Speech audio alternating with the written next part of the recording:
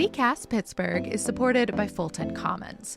If you're looking for a gorgeous co-working space with lots of light and some truly wonderfully funky decor, check out Fulton Commons on the north side. The historic but very well renovated old school building is deep in the neighborhood by a park, tucked away but still super close to anywhere you want to be. They've got offices and common spaces. It's perfect for organizations or individuals, and they even have a shared food production kitchen on site. So there's lots of food-related events for their members. If this sounds like your dream co-working space, visit fultonpgh.org to request a tour.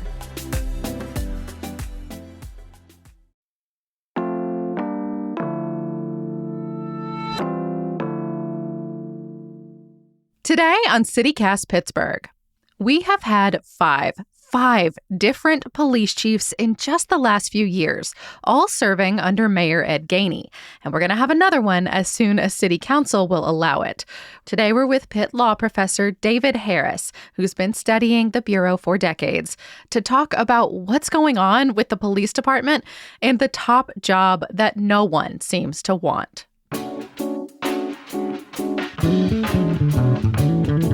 It's Wednesday, April 9th. I'm Megan Harris, and here's what Pittsburgh's talking about.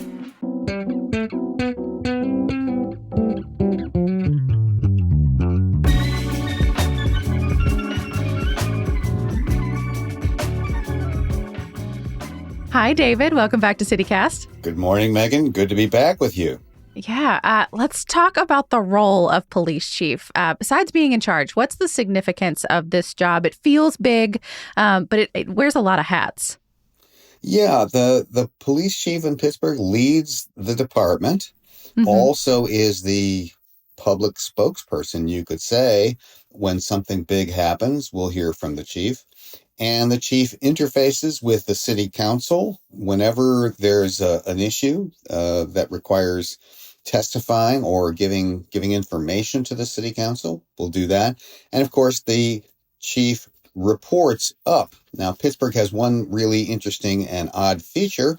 While the mayor hires and fires the chief and the city council confirms the chief, there is between mayor and police chief the director of public safety. The director of public safety oversees not just the police department, but fire and EMS, two different services. So that's our odd structure here. And those are some of the hats that the chief wears. Does it matter who it is, air quotes there, as a reflection of the city? Because, I mean, at least in recent history, we've seen the police chief be really front and center on a lot of big issues. I mean, one of the biggest is probably protests, just because the city's had a lot to be frustrated with in the last several years. Oh, yes, it clearly does matter. You want somebody who's a good communicator. You want somebody who is respected by both the rank and file police officers and the public. If you only had one side of that going, you'd have a serious problem. So it really does matter. And I believe just generally, leadership matters at every kind of institution. Yeah. But the police department, let's remember, is a quasi-military organization. Now that's, for good or for ill, that's what it is. And so there's a commander aspect to what the police chief does, makes the ultimate decision, gives the ultimate orders, of course, subject to the mayor's approval. And we've had 5 people in this position over just a 2.5, not quite 3-year period. Now, some of those were interim, but I'm curious how you would categorize them based on what you just said there. Like, which ones were good at what? Yeah, I'll go back just a little bit farther. Cameron McClay in the mid-20-teens came from outside the department, who was a superb communicator and I think was there really as a change agent. He did not serve even 3 years. Yeah. Scott Schubert served for the longest time of any chief in the recent years. His term was, I think, 6 or 7 years. He served. Yeah, 2016 to 2022. There you go. He served under Mayor Peduto and then continued under Mayor Gainey for a year and a half or so. So he served quite a long time. He was good at communicating with the public. And he'd been an officer here in Pittsburgh, rose through the ranks for a very long time. So when you're talking about like somebody who like maybe the rank and file likes, I got the sense that Chief Schubert was one of those, that like he had the respect of the people within the Bureau, at least. Yes, because he had been local, because he'd done the jobs on the way up. He was actually a legacy. I think it was his father was part of the department as well. So he was a known quantity at the very least, even if, not every officer loved him. He was a known quantity, and he made it his business to get around the city and talk in all the neighborhoods, all the police zones. And I think that gave the department a sense of stability and a sense of that everybody had some idea of the direction it was heading and the things it was doing. But then Scott Schubert retires. There was a nice normal send-off. And we have an acting one for a minute, Thomas Stangrecki, another guy who's been there for a long time. Yes. He rose into the command staff, eventually becoming the interim chief, but had done a lot of work at the command level and was respected for it and had done a good job, but did not ultimately serve in the permanent position of chief. And that's because we had a national search, which I know you participated in. You were part of a big panel who got to weigh in. And that's the one that got us Larry Scarato. And if you listen to the show regularly, you know how that turned out. He ultimately leaves the Bureau after it is revealed that he apparently secretly got the mayor's permission to be away 100 or more days a year to be a traveling NCAA basketball referee with the Big Ten. And when that blew up, he just bounced. You're right. I was on the mayor's committee to select the police chief candidates. The ultimate choice, of course, was the mayor's. Yeah. And we saw some good people. And we were also, I should mention, subject to an NDA that, for all I know, still continues now. So there's certain things I can't say. You're the legal expert, David. I'll take you at your word.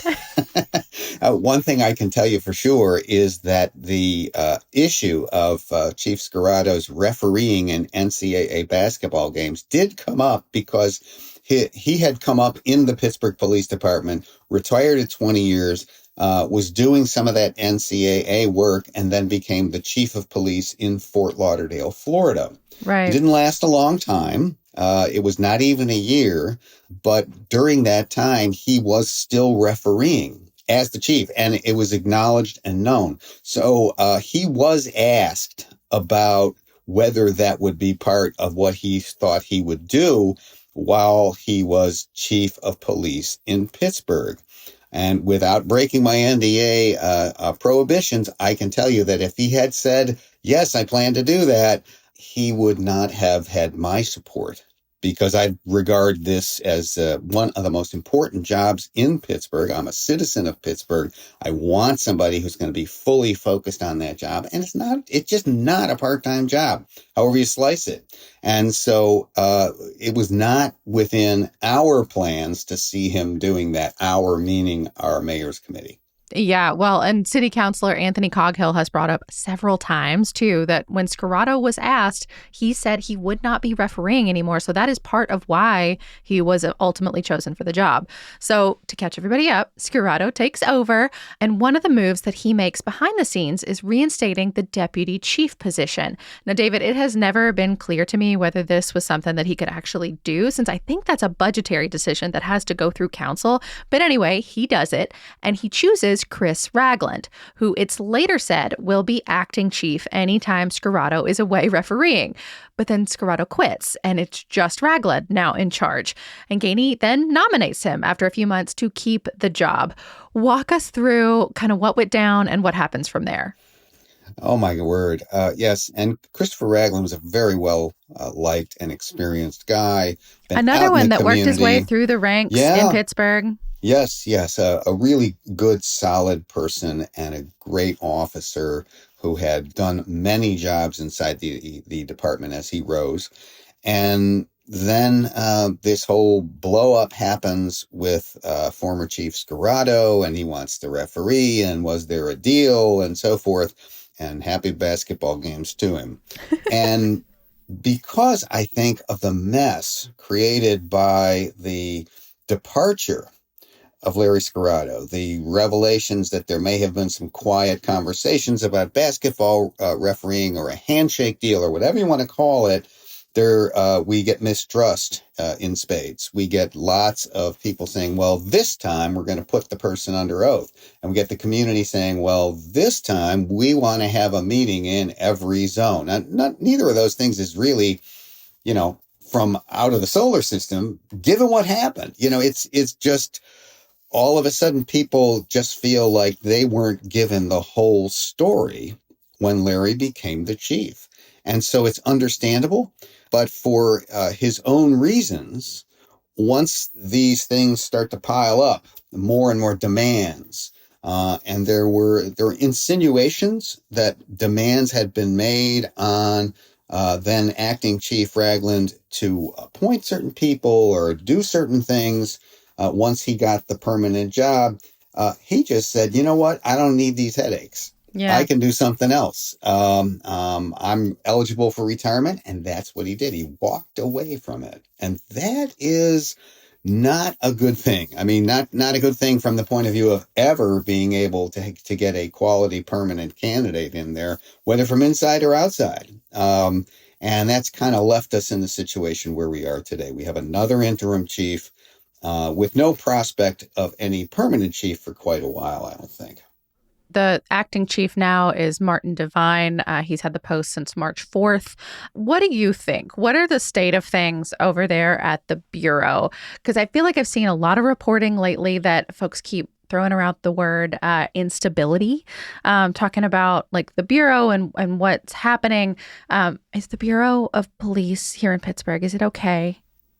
I think it's okay. I mean, when you have systems set up to run it day to day where people are given assignments, they know what to do, basically. That's the military aspect of this. Like everyone has a lane. But when you have this many vacancies at the top and not a clear leader or a clear vision for what comes next, like militaries run on missions, quote unquote. Yes, and I'm questioning whether Pittsburgh has one right now. Well, it's open to question, and I think that you're right to question it. I think the word that comes to me is rudderless. And without permanent leadership, when an organization like this goes too long, there becomes, people begin to have the feeling like, well, we're just kind of sitting here dead in the water. We're just floating along. We're going with the current.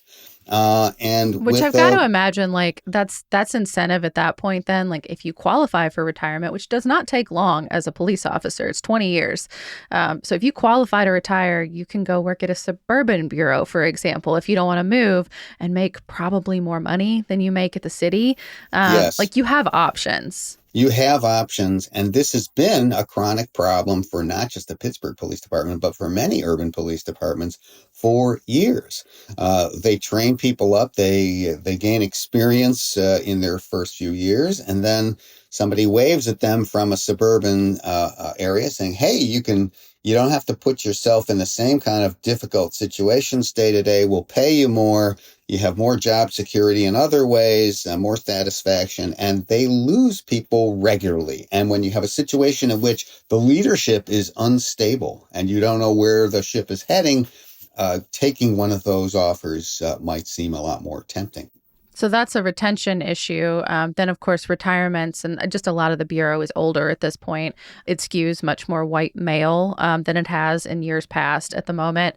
What does this whole situation say to you about maybe where our police department is right now? What's the prognosis? Well, it's going to need some real thought and some real assessment, I think, by whoever has the job next. Our police department is authorized to have about 900 officers, but we had about 760 at the beginning of this year, and 49 of them were still in training. There are also at any one time in a department this size, some considerable number of people who are out on disability or, one kind or another of leave. And at the beginning of the year, it was roughly 100. So you're dealing with a department that, as far as active officers, is down to about 2/3 of what it was. Now, of course, it depends on how you're using them, how you're deploying them, what the mission is. So, no mission? Don't know about that. But this makes things very difficult, I think, for the core idea of public safety. There are many, many ways of doing the public safety mission as a whole. For instance, we've seen over the last 3, 4, 5 years increasing willingness and actually eagerness to use non-police resources in the city to deal with things like mental health crisis and homelessness, to have crisis teams circulating in the city. And I happen to think that's a great idea, and it's proven out in many ways. So maybe you don't need all the officers doing that kind of work, but these are open questions.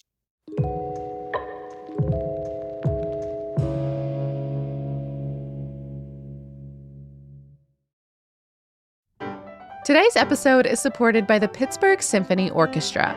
If you're looking for a great night out, their Disrupt concerts are really fun. They're short, they're relaxed, there is no dress code, and you'll have a host on stage guiding you through the piece and bringing context to both the music and the person or people who composed it. You can even ask questions.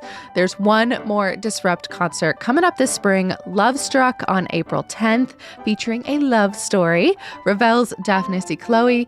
You can expect shimmery romantic dreamscapes, ethereal progressions, and hypnotic harmonies that depict characters like nymphs and other mythical archetypes. The show is only 60 minutes long, and it's more than a concert. It's really an experience. Get there a little early, grab a cocktail, make a craft, and soak in the beautiful space alongside your neighbors. Tickets for Love Struck start at just $25. Get yours at pittsburghsymphony.org/disrupt.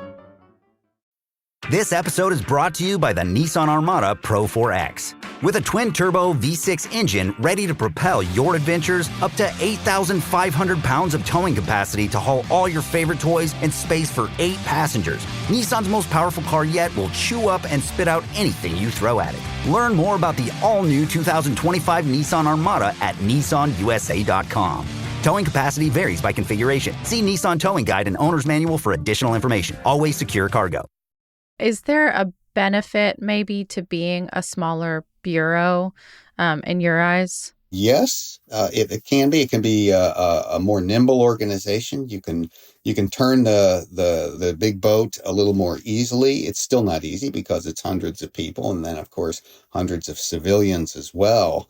But it is a benefit. We have a smaller city, a smaller population, and so forth. But we've got all the same issues and problems of any urban area at this smaller scale. So what the smaller scale gives us is the chance to try a new thing, do a new approach, without quite having to steer this enormous organization of 35,000 police officers like in New York. Yeah. But to your point, even if it is smaller, you have to change the structure of it to make sure that it's like dotting all the I's and crossing all the T's. Because, I mean, the problem we have right now and have had for a long time is that we don't have enough officers to fill the jobs that we have right now, which means people end up serving overtime and getting a lot more money that way, which is great on an individual level for somebody's paycheck, but means that the city has to pay an enormous amount of overtime. And, you know, we've talked to Mayor Ed Gainey several times about this. We have not budgeted enough money this year, even this year, let alone previous years, to cover that overtime bill. We just haven't. We know it's coming. So that's another problem we get to try to deal with in the fall. Yeah, so important. So important. And it may be great to get an overtime boost in your paycheck, but when you're working all those extra shifts, that's not great to be precise and exactly what you want to be for your regular shift. So we don't actually want that to be happening all the time. It's not good for public safety or for individual officers to be overworked that way. So then it becomes a question of, do you assign all these officers to special events? We do a lot of that here. We have a lot of special events. And a big one's coming in 2026 with the NFL draft. That's right. That's right. And along the way, there are the festivals and the parades and the this night out and that thing. All of those being assigned some city officers. And, in a right situation, you want to be able to do that. But when you're stretched so thin, it may just be something that taxes the force in a way that is just not healthy. Yeah. I mean, how do we compare with other cities, for example, like especially around like the turnover of the chief job? Is this common? Are we alone? What's the vibe? Well, we're not alone. I mean, if you think of New York, they've had quite a few police chiefs too.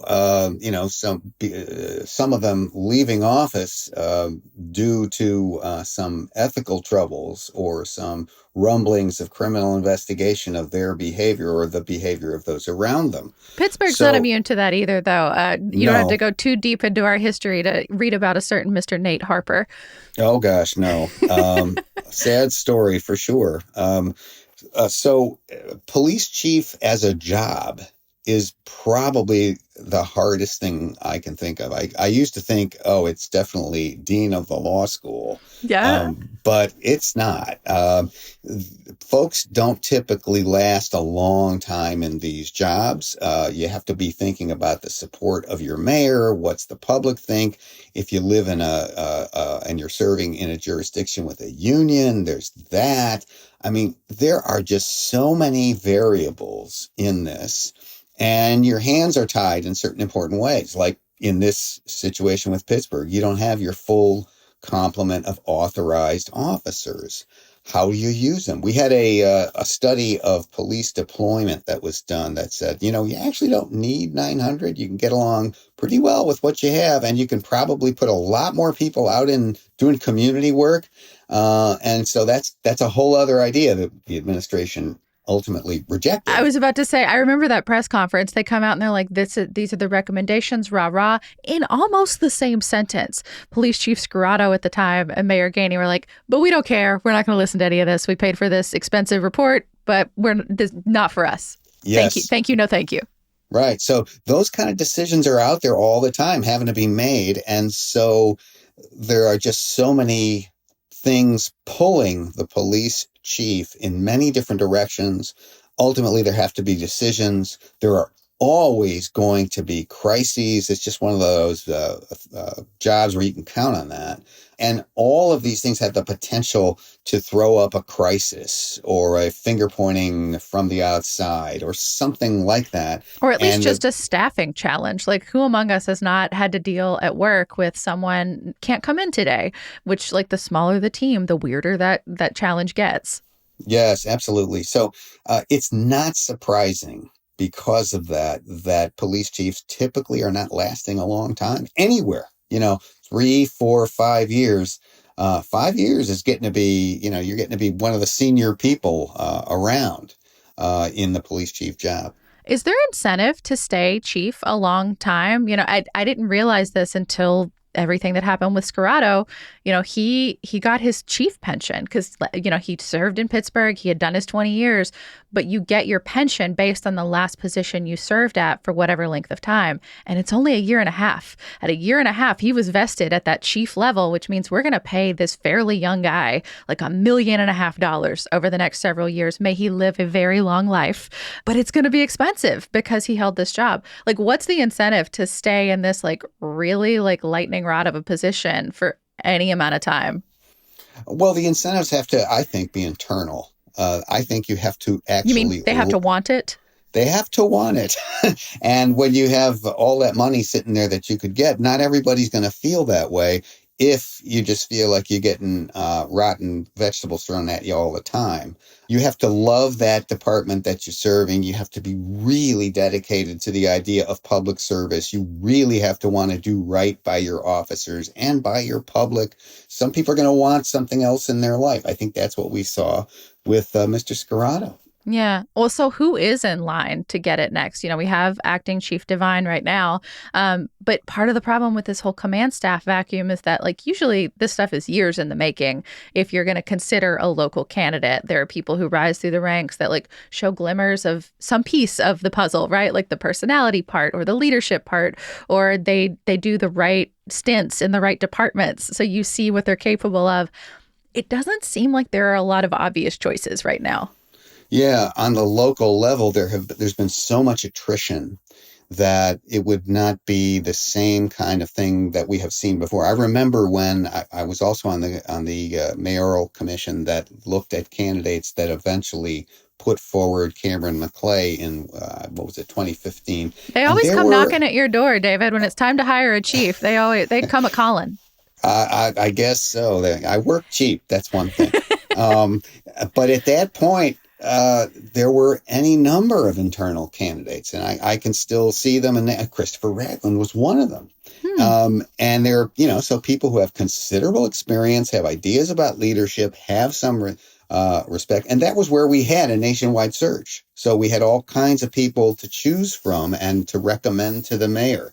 What will happen now? Well, nothing is going to happen now because we have a primary election coming. And the mayor's being challenged. And until that is settled and we get an idea of who our next mayor is going to be, there will be nothing except an interim chief. Should our incumbent mayor, Mayor Gainey, not win the primary, the interim chief, I would expect, will serve out the remainder of Mayor Gainey's term. Which would mean until January of next year. Best case scenario that someone is even nominated if Mayor Gainey loses. Yeah, well, and if Mayor Gainey loses, I see no prospect and really no reason to nominate a permanent candidate. No candidate would want that job, knowing that they could just be out of it in months. Yeah. You have no opportunity to put your stamp on the department, try your ideas, or exercise your leadership. So nobody's going to want that. And then, as we were seeing the runway kind of lengthening for the next permanent chief, we want more hearings. We want him under oath. We want more outside forums.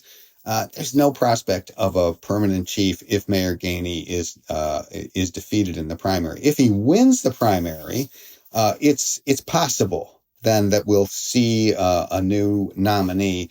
But even then, I mean, I expect he'll have a challenger from the right, not in the Democratic Party. For those who might be listening from outside the city, the Democratic primary is generally the equivalent of the election, but we can't assume anything. Yeah. So we're probably in interim land until January either way. Really? I mean, so is that new person, whoever it is, likely to face what Ragland was looking at? Like these meetings in every zone, testifying under oath? Like, is that just what it's going to be now? I think if Mayor Gainey is going to, if he wins and he's going to have another term, I can't see how we're going to not have that. Certainly council is going to want it, given how they thought that they were dealt with. If it is a different mayor coming up in January, it may change. Who knows? And there is the possibility at least, that they won't pick somebody from inside, but they'll try another national search. I see that as a low possibility, a low percentage. I mean, the council's been pretty unequivocal. They will not do another national search, but that has all been said under the auspices of Mayor Gainey. Like you said, I could see potentially a softening of that if Gainey doesn't prevail in May. Correct. I see it the same way. They might be willing to try that again. But again, they're going to want a bigger role. But that's expensive. It was $80,000 last time to find somebody that lasted a year and a half. Yeah. And if I'm just voicing my very individual personal opinion, I certainly hope whoever the next firm is to do that does a better job. Spicy. Well, I mean, there's one candidate that I feel like has been at least like somewhere in the back of the mind of everybody. When you helped with the search for Scarrato, there was another local boy in consideration, Jason Lando, who'd served many years here in Pittsburgh. He's currently the chief of police in Frederick, Maryland. I think a lot of people are wondering, like, would he be willing to come back? Would he even want the job at this point? What do you think? Where's your money at? Well, I know now Chief Lando personally. I haven't spoken to him in quite a long time. My sense is that he has enough ties to Pittsburgh that if the mayor was interested in bringing him back, there would be interest on his part. But I cannot speak for him Nobody knows. I mean, he was He's through the been last pretty search. quiet about it, and I am certain that lots of reporters have asked him because he held a position, like a public-facing position, for a long time. A lot of folks have that man's cell phone number.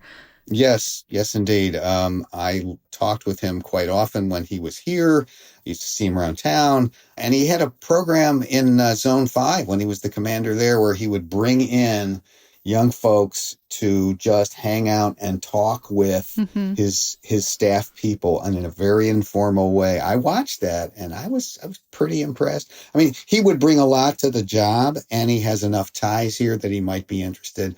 But I would be very surprised if that would happen under Mayor Gainey, since he has been through the process once and the mayor's process did not pick him. But again, I want to emphasize, though I know him, I don't speak for him, and I don't know what's in his mind. So if there's another search, David, are you on board again? Are you going to rise to the service of your city? Always want to help if asked. But after last time, I'd want to have some questions answered before I jumped into that seat. Different ground rules and a lengthy timeline. It sounds like David Harris is a law professor over at the University of Pittsburgh. Thank you so much. Looking forward to however you might help us next. Oh, it's my pleasure. What I'm looking forward to is talking to you next time. That's all for today here on CityCast Pittsburgh. We will be back tomorrow morning with more news from around the city. We'll talk to you soon.